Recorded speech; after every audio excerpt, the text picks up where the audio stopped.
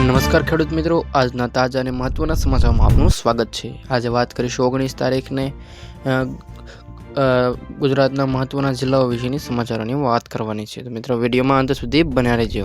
મિત્રો વાત કરીશું ગુજરાતમાં આજે 12 જિલ્લામાં ગાજવીજ સાથે વરસાદની આગાહી કરવામાં આવી છે, સાથે વાદળોના ઘેરાવો પણ રહેશે।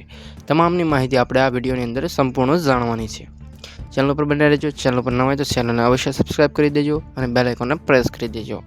મિત્રો જાણીશું, સમગ્ર ગુજરાતમાં 15 જૂનની ઓફિશિયલ તારીખ વિતાવવા છતાં ચોમાસાની સત્તાવાર એન્ટ્રી થઈ નથી। આજે નવસારીમાં પવન સાથે વરસાદી ઝાપટું પડતા વાતાવરણમાં ઠંડક પ્રસરી છે। તો મિત્રો વાત કરીશું, નવસારીમાં પણ મહત્વનો વરસાદ પડ્યો છે। ગુજરાતમાં 15 જૂન વટી જતા છતાં ચોમાસાનો હજુ સુધી સત્તાવાર પ્રવેશ થયો નથી।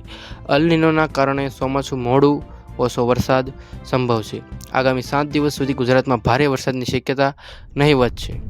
નવસારી સહિત કેટલાક વિસ્તારોમાં હળવો અને ઝાપટા નોંધાયા છે।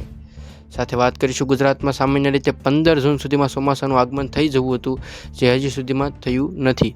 30 જૂન સુધીમાં તો આખું ગુજરાત રાજ્ય વરસાદથી કવર થઈ જાય છે, પરંતુ આ વર્ષે 15 જૂન વીતી ગઈ હોવા છતાં હજુ સુધી રાજ્યમાં ચોમાસાની ઓફિશિયલ એન્ટ્રી થઈ નથી, જેના કારણે ચિંતા વધી ગઈ છે। હવામાન એજન્સી સ્કાયમેટના જણાવ્યા અનુસાર ચોમાસું ગત 8 જૂનથી પશ્ચિમ ઘાટ તટ પર એક જ જગ્યાએ સ્થિર છે, જેના કારણે તેને મુંબઈ પહોંચતા હજુ સુધી 7 થી 8 દિવસ જેટલો સમય લાગી શકે છે।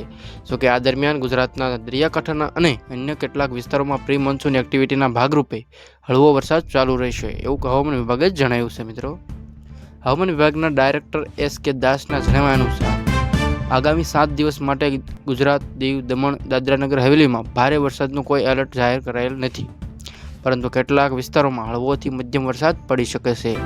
આજે 17 જૂનના રોજ અને 18 જૂનના રોજ ગીર સોમનાથ,